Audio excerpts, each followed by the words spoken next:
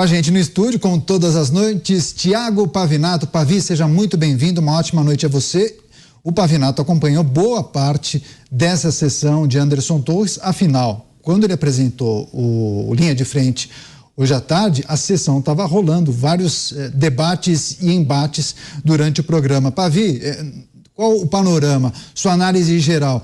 Foi uma boa oitiva, boas revelações, o que de mais importante ele compartilhou com os deputados e senadores, e essa informação destacada pela nossa produção, esse trecho que nós exibimos há pouco, em que Anderson Torres disse que seríamos poupados se o protocolo de segurança tivesse sido seguido pelas forças de segurança. Olha, vamos lá ao que eu vi e o que o Brasil inteiro também pode ouvir. Boa noite, Caniato, boa noite, Mano, boa noite, Mota, Trindade, boa noite a toda a nossa audiência que passou o dia vidrada, né, na oitiva do Anderson Torres na CPMI do 8 de janeiro, lá em Brasília. Vamos lá, há alguns pontos que me chamaram muita atenção. Primeiro, né, essa é a grande frase que estampa, aliás, essa rodada da nossa discussão: seríamos poupados se o protocolo fosse seguido.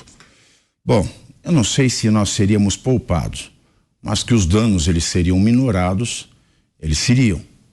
O protocolo não foi seguido, há que se perguntar a quem não seguiu o protocolo. Afinal de contas, Anderson Torres não estava no Brasil.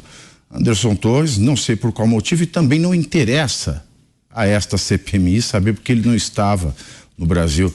O que interessa saber, neste caso, é a quem aproveitou a CPMI do 8 de janeiro.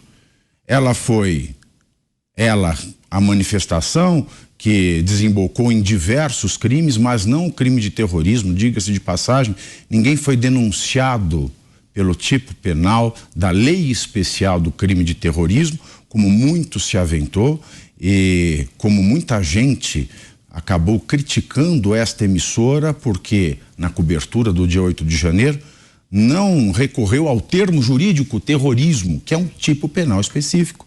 E no final das contas, porque nós nos pautamos com critérios jurídicos, nós acabamos sendo apontados como, de certa forma, incentivadores por não chamarmos aquelas pessoas que foram presas em flagrante em Brasília de terroristas, coisas que não são, porque fossem, teriam sido denunciados como terroristas. É juridicidade e não histrionismo.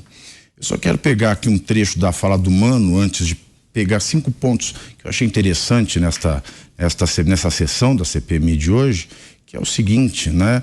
De fato, ele mencionou aqui o Zeitgeist, o fantasma do tempo. O que levou essas pessoas a esse estado de ebulição? O que fez pressão tamanha dentro de uma panela que acabou explodindo no dia 8 de janeiro? E por fim, importa este Zeitgeist, importa esse, como diziam os franceses, esse l'air du temps, esse ar dos tempos, importa para a elucidação desses fatos? Sinceramente, eu não sei. E não sei porque a democracia só existe, já disse várias vezes, quando existe um Estado de direito. Então não existe democracia sem direito. Pode haver direito sem democracia, mas democracia sem direito não há. E, tanto para uma democracia que exige o direito, quanto para um governo autoritário que pode ter um direito, o fato de termos um direito, nós temos que pressupor uma coisa que é muito esquecida e vem sendo muito esquecida. E cada vez mais esta coisa ela é vulgarizada no debate, que é a capacidade de ter direitos, a personalidade jurídica.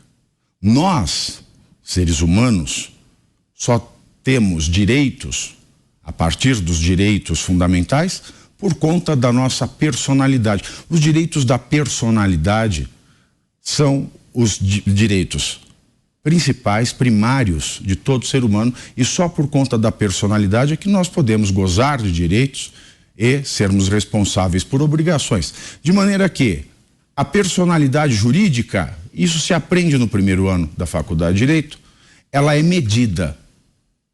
Todos nós, quando nascemos, com vida, gozamos do que se chama de personalidade jurídica. Então, a partir da personalidade, nós podemos ter direitos e também obrigações. Agora, nós podemos gozar dos nossos direitos e responder pelas violações aos direitos? De que maneira? Quando se é criança, não se responde. Por isso que se diz que o recém-nascido, até aquele que tem 15 anos de idade, é um sujeito absolutamente incapaz.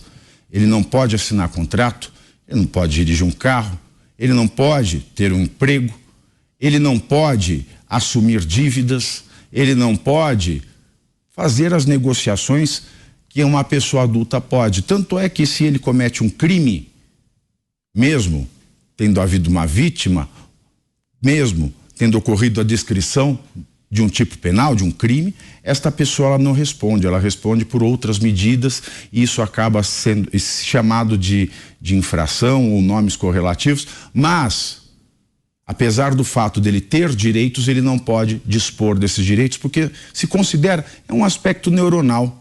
O cérebro da gente, ele desenvolve de quando a gente nasce até os 23, 24 anos.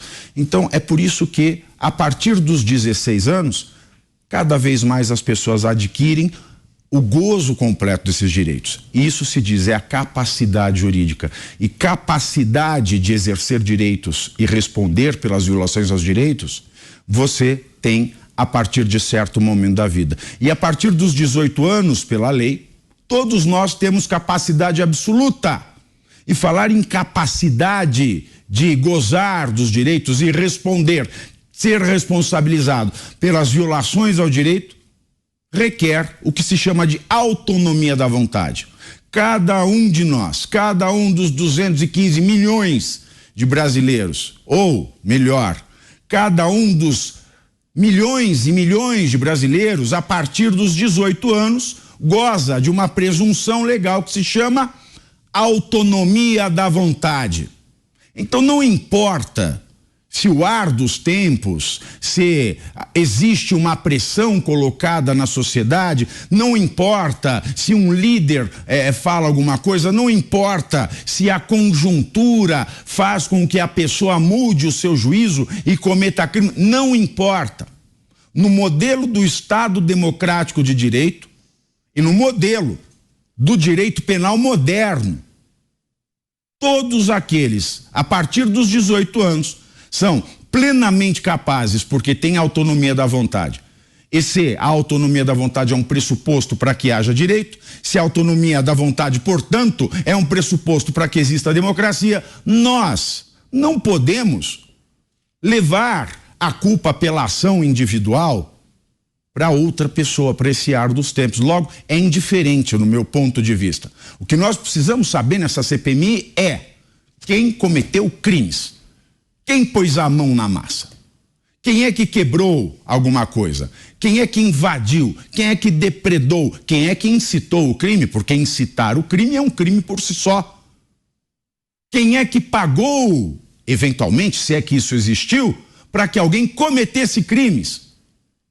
Porque, senhores, ir para Brasília num dia em que o presidente não está, que os deputados não estão, que os senadores não estão, que os ministros não estão, que o PGR não está, é a coisa mais imbecil e estúpida que se pode pensar. Como é que eu dou um golpe na ausência das pessoas que representam a insatisfação popular? Portanto, se eu quero manter o status de democracia do Brasil, mais me importa saber quem cometeu crimes, por que cometeu crimes e quem é que financiou o cometimento de crimes, do que ficar questionando o ar dos tempos, e a dúvida. Ou nós devemos assumir que nós somos um país de incapazes, um país de pessoas débeis, que não gozam de autonomia da vontade e que, porque não gozam de autonomia da vontade, sequer deveriam estar presas, porque não podem responder pelos atos. Aqueles que não têm autonomia da vontade serão inimputáveis conforme o próprio direito penal.